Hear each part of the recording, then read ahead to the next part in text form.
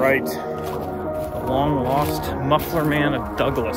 Not Douglas, actually Gray, Georgia. The sighting was...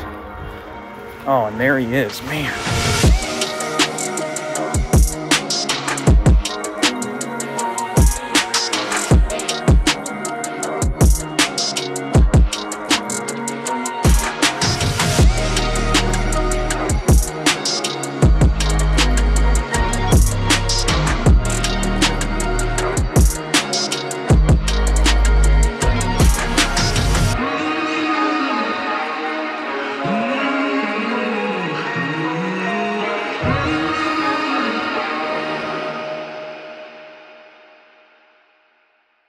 Dear Roadside America, I was able to stop in Douglas, Georgia on this last trip and spent over 2 hours looking for the site where Captain Muffler Man was.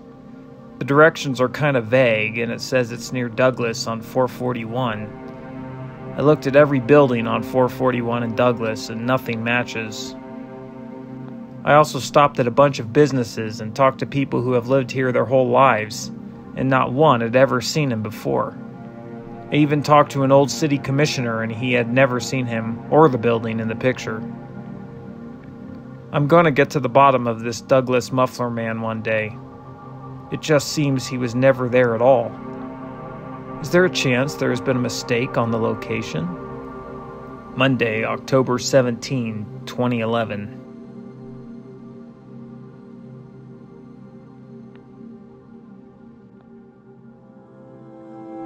January 31st was the day I got into Muffler Man. That was the first one I saw in Dade City. And from there, things went very quickly. I started seeing as many as I could, but then I really started doing some deep digging. As soon as I would find them, I would do deep research, talk to the owners, went way past what most people were doing at the time.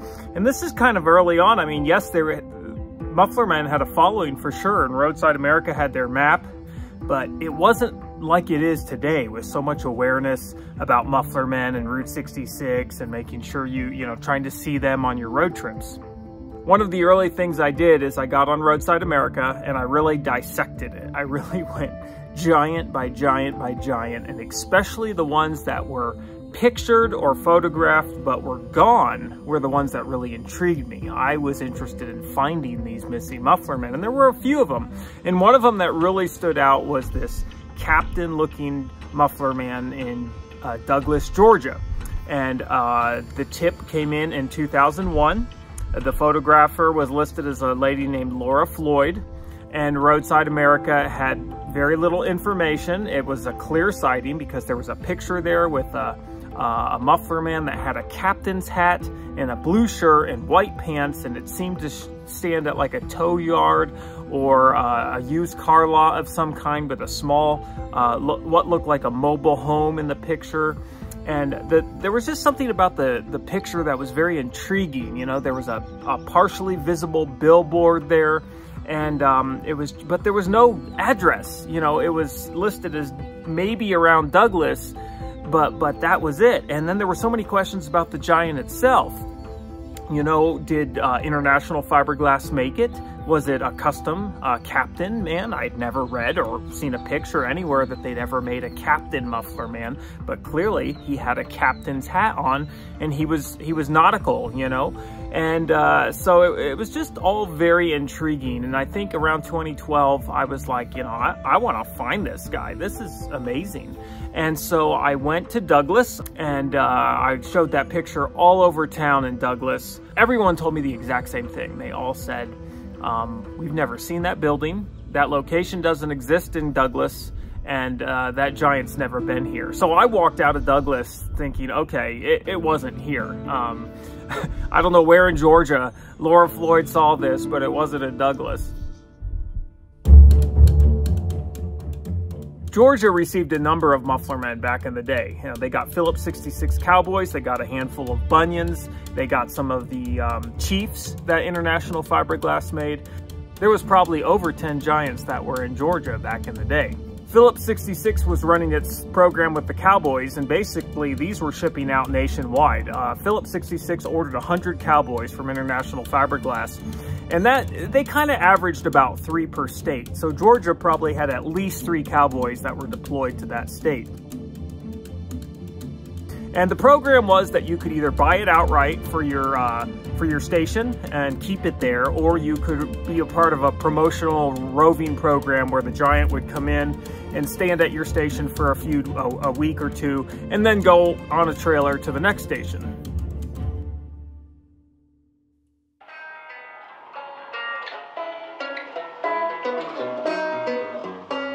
So one Phillips 66 station just south of Macon was owned by a guy named Harold Wade, and it was on Hartley Bridge Road, right today what's at the junction of Hartley Bridge Road and Interstate I-75. And what's interesting is, if you look closely at that junction, the concrete slab where this gas station was is still there. And just a few years ago, there was a building there as well, but it's now gone. Harold must have seen the promotional items for a Phillips 66 Cowboy, and he wanted one of these guys. And so he ordered one from International Fiberglass, and it was delivered, and it was set up probably around 1966 at the Wade's Phillips 66 service station.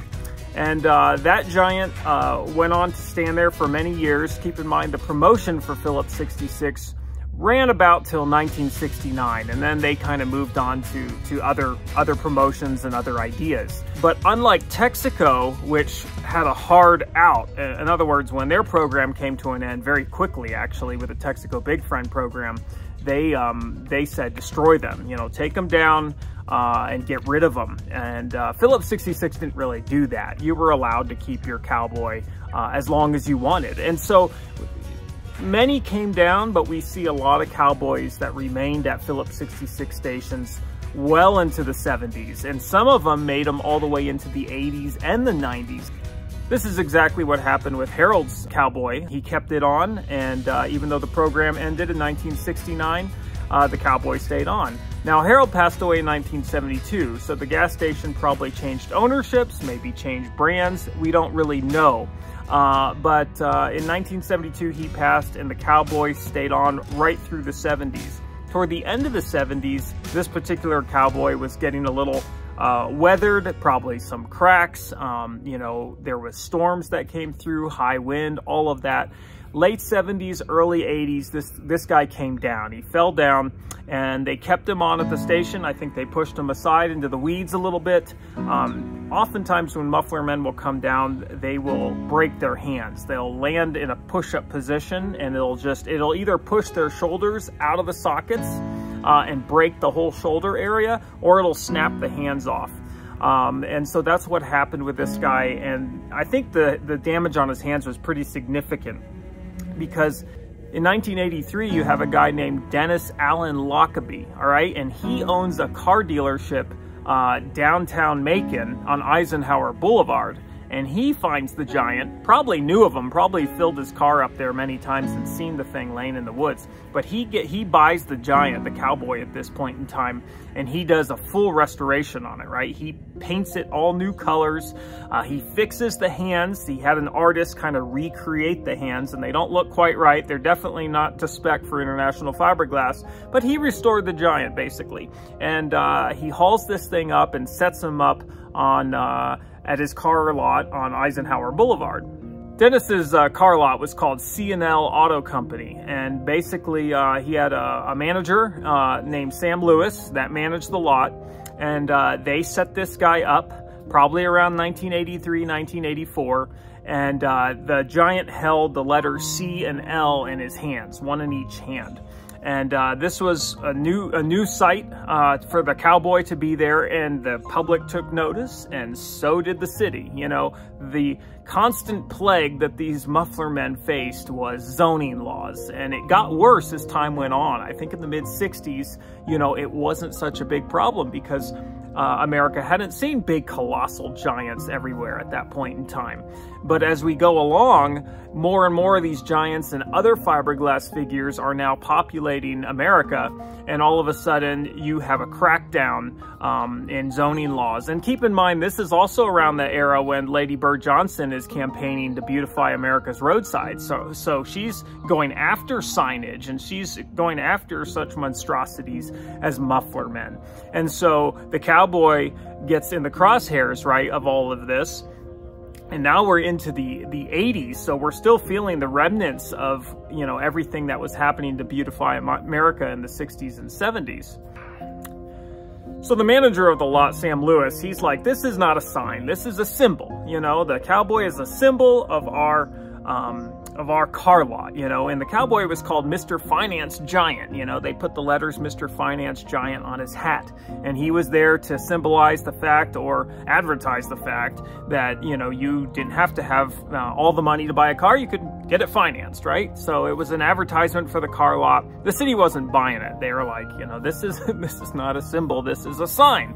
And so it made the papers. It was a big deal. They deliberated for hours over this thing, and the problem was that CNL Auto was already past the square footage of signs they were allowed. So if you took the signs they already had on the lot and then you added the huge giant, they were over the square footage. So it was finally decided, instead of getting rid of the giant, they got rid of some of their other signs, and this brought their total square footage down, and so they were in compliance. But the whole thing, I think, kind of upset Dennis a bit, and in 1984, he's like, we're out of here. And he basically had another store, another business, an appliance center or something like that down in Warner Robins, and so they took the cowboy down and they repainted him a little bit, gave him some different colors, and they took him down and set him up in Warner Robins. Okay, and this place was called Silverco. Little different name, and again, Dennis liked the fact that this giant could hold letters, so he held the Silverco letters in his hand.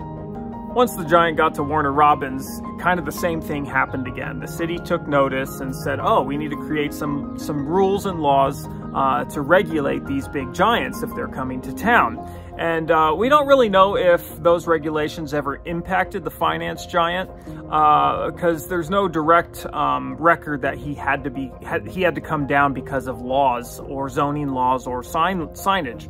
But we do know that in 1987, Dennis did move the giant to an adjacent lot.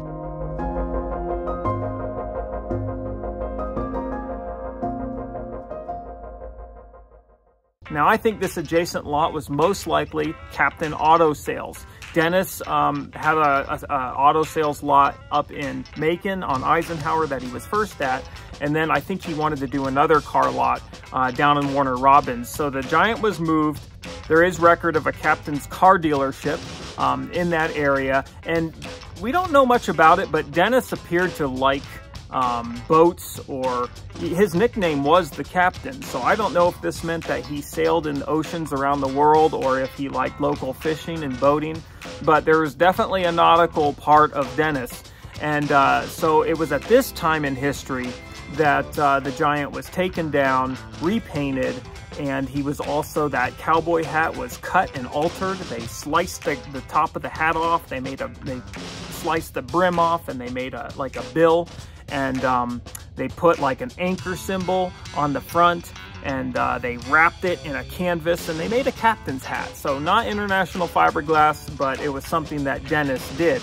It seems like the Captain stood in Warner Robins till about the early 90s, and this is when things start changing a little bit, and Dennis either sells or loans the giant to his brother. And this is now in the early 90s, and he's starting this car dealership just south of the town of Gray, okay? And now, this is where our story starts to come together with Laura Floyd.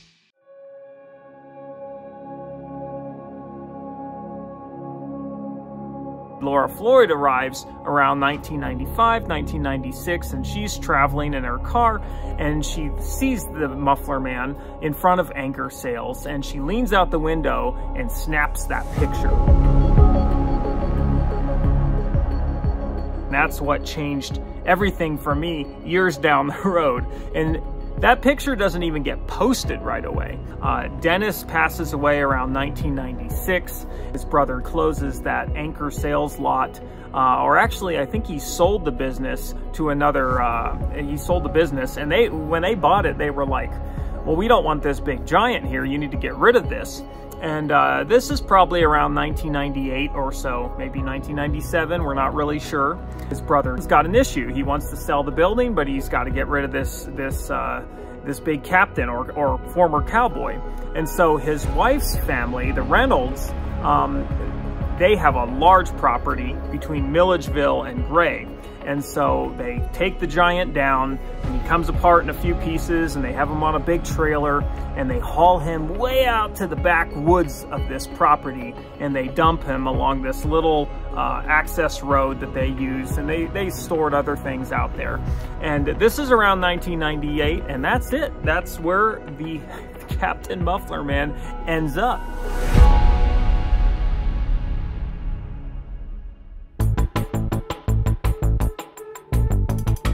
So Laura posts this post about the Captain Muffler Man around 2001. So the sighting actually had happened in the mid to late 90s, but Roadside America lists it as 2001. So that always gave me hope, because I was like, oh, it wasn't that long ago, you know, it was last there in 2001. Well, not really so. And of course, I was looking in a completely different area than the giant really was, and so was everyone else. I would post sometimes on social media about this Captain Muffler Man, and I would show that picture.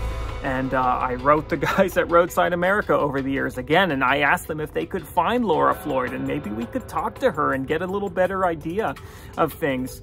And there was just, everything was dead. Laura's email was gone, her website was gone, she just disappeared, and we didn't know what happened to her. And the guys at Roadside America really said, well, you know, she did mention Douglas, but she couldn't quite remember, so, you know, it could kind of be anywhere between Florida and Douglas, you know, and that's just a vast amount of space to be searching for something either in a car or on Google Street View. So finally 2024 comes around, and early in the year I do another one of these posts. This all caught the eye of Dave Disler, he's a guy who lives in Indianapolis, and he'd had some history also looking for a lost statue.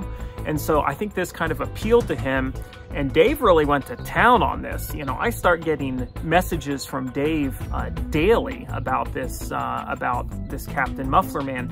But Dave started broadening his reach, you know, and he started doing a Facebook group, and he started posting in other groups in Georgia, and he started going farther and farther out from Douglas. And finally, he started targeting the area around Macon. And when he did that, it caught the eye of Walter Reynolds. Now, Walter Reynolds is the grandson of the man whose property the Muffler Man had been brought to back in the late 90s. And this man had passed away in 2005. And so, but the giant, of course, remained on. And Walter contacted Dave and said, hey, I'd recognize that giant anywhere. He was at my uncle's car dealership in Gray, Georgia. And so Dave calls me up and tells me this news, and you know, I'm just mind blown.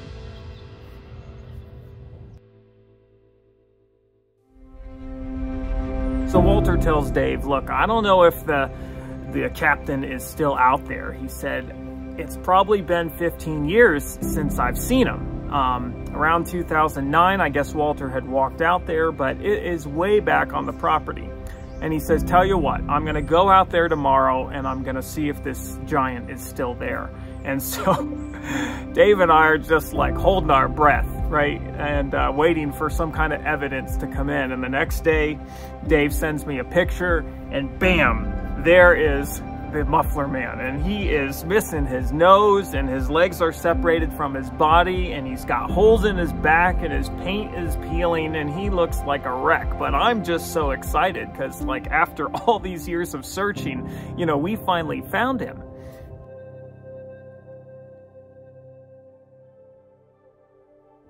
During the hunt for him, Dave had actually miraculously been able to contact and find Laura Floyd.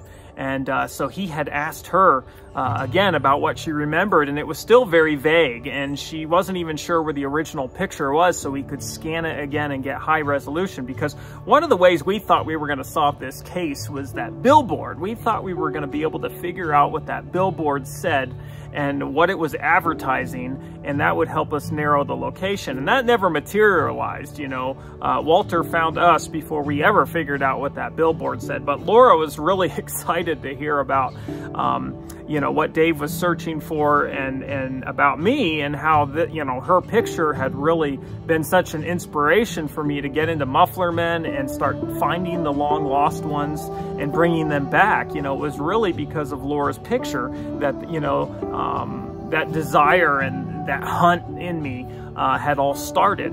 And so we told her about it, and she was super excited. And I got on the phone with Walter and started talking to him, and it was kind of like, okay, you know, what now? You know, does it just stop here, or can I fly out there and look at it? I was willing to do that. I wanted to see this guy. They said, it's just gonna rot out here in the woods, and it was already falling apart. Probably didn't have many years left, to be honest. And so they said, why don't you come and get it? And so I started, you know, booking the truck and booking all my flights, and it was time to go to Georgia. And you're kind of pinching yourself the whole time because you really can't believe this is happening. And I get way out on this country road in the middle of nowhere, and there's Walter on the side of the road waving me in.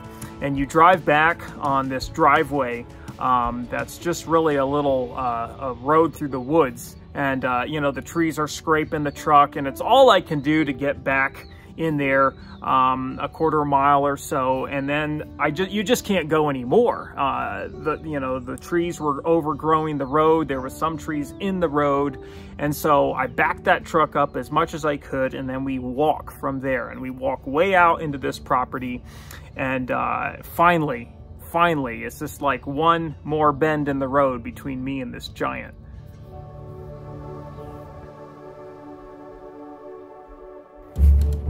All right, the long-lost muffler man of Douglas. Not Douglas, actually Gray, Georgia.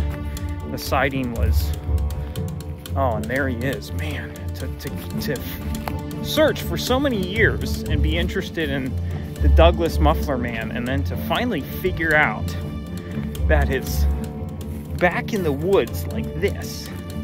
You know, all these years, came back here in the 90s. And then, you know, I mean, yeah, it's in rough shape. That looks nothing like the picture. But, oh, it's so cool to just see something like that in the rough. You know, this thing has been laying out here for, you know, 30 years. Look at that.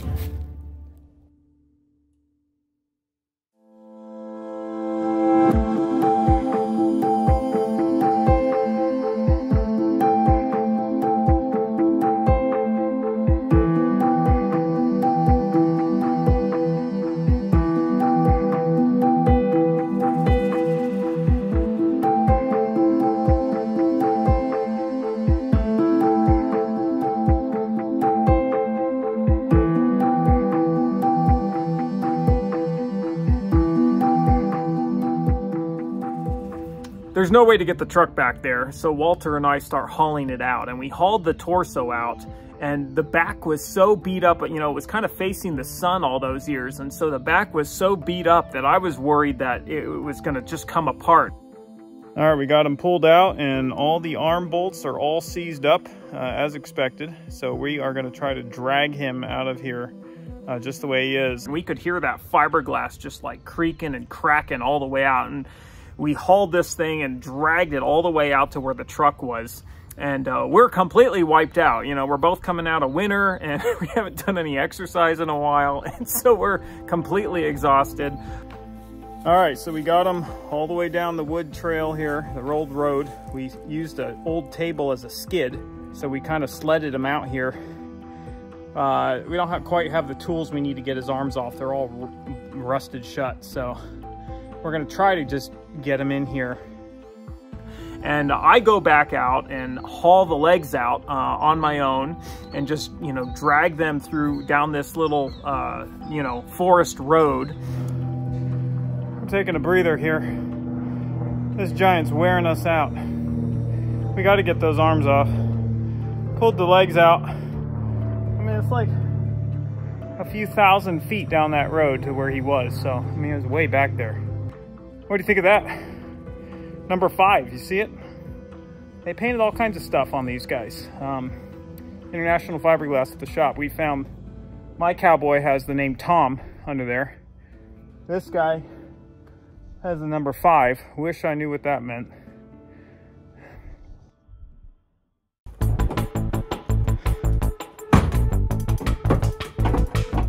We basically spent a long time working on getting those arms off. We didn't have any good tools with us, and it's the older style of arms that bolt in a little different.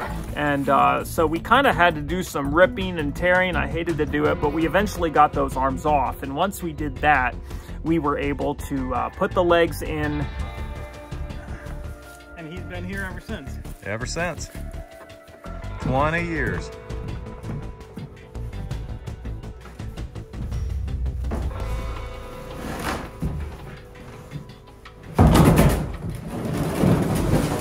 I guess this is how they would have shipped them originally, huh? Probably. Yeah. You can stick normally one in the legs and one in the shirt, and that's how you do it. And then put the torso and the head on top. All right, last mission of the day. We're losing our daylight. Captain hat.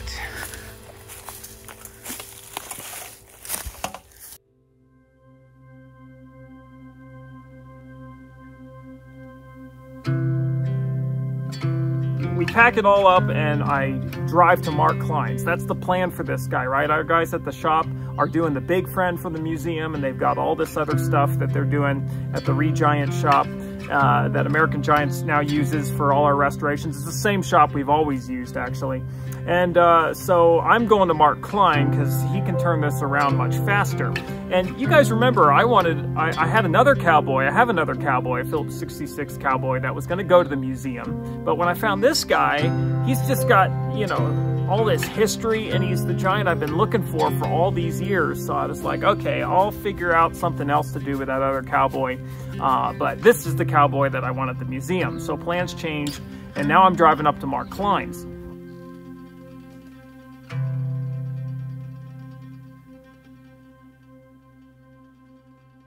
So white is the first color. That's really good to see because that means he was probably Phillips 66. And then you've got this outline I've uncovered here. You see this? Look at that. It's got the pocket, and then the little, you know, the little flap on the pocket right there. There would have been a button here. Okay, so that's all Phillips 66. Right in this area here would be where the Phillips 66 logo would be, and I'm having trouble finding any record of that. Right here, actually up here, I found the letters Mr. All right, so that's from Mr. Finance Giant when it was a little bit later on. And then what else is cool is we really can see the pattern of paint here. So white was first, and then this orange paint was next. And then this, I think it's red paint you see right there, that was next. And then finally the Captain Blue. Interestingly, this guy has bunion buttons, which would indicate he was not a Phillips 66 cowboy, except they occasionally made them with buttons. Go figure, right? So it's true. There are documented Phillips 66 cowboys out there that had bunion buttons. Not the norm. Most of them did not. So this guy is one of the rare ones that did. One thing that's neat is up in there you can see some streamers from like the car lot back in the 90s.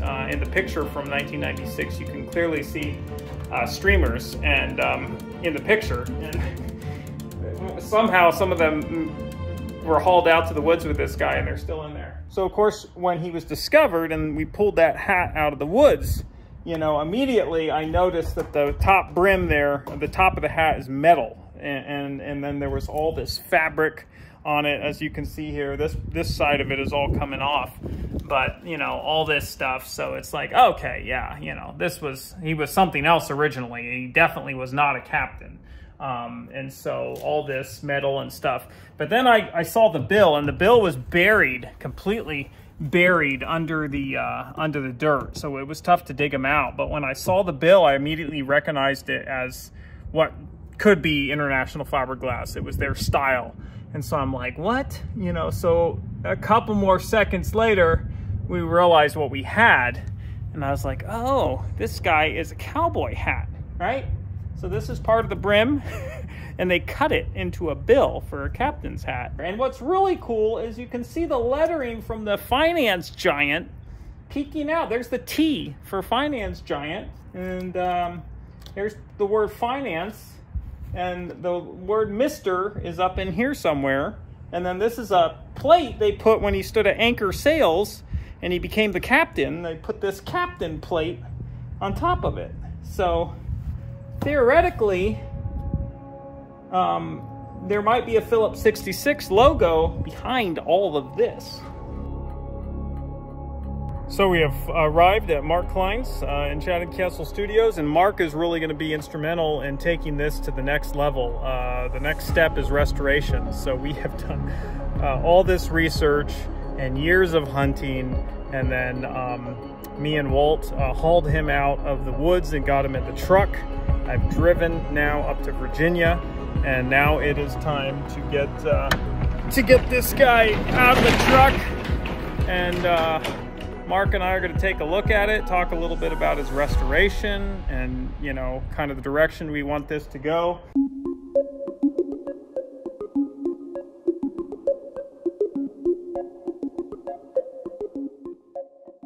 So once I get to Mark Klein's, you know, we get this thing unloaded, and Mark gave me a whole tour of his shop and everything he's working on, and that's going to be another video completely.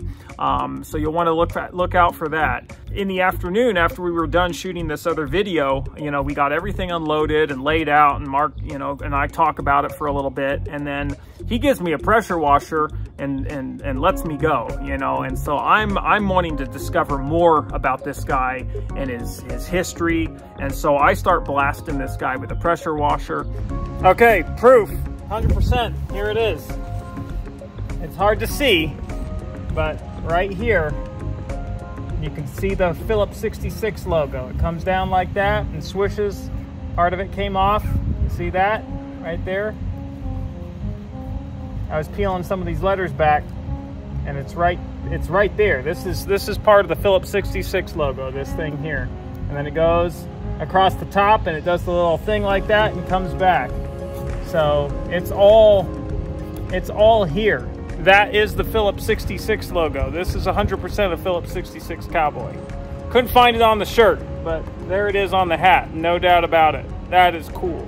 So what a fantastic full circle story, you know, from a giant I've been searching for so many years, and that had such mystery behind it, behind that picture that Laura Floyd took, and then finally to go and pull it out of the woods and take it to Mark's, and now the whole future ahead. Mark is going to fix all the fiberglass, get it in primer, and then it'll probably go back to the Regiant shop for paint, and then it will come up to the museum. It's been a fun journey, and I've always say muffler men will take you to places you never thought you'd go, and again, that's been proven true with this guy, and it's been a great adventure, and I'm just looking forward to the next one.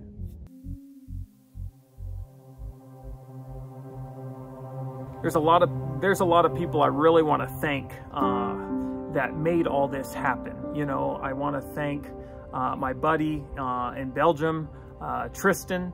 He has worked with me over the years to find this guy. We weren't successful together, but he's been a big support in digging for this guy.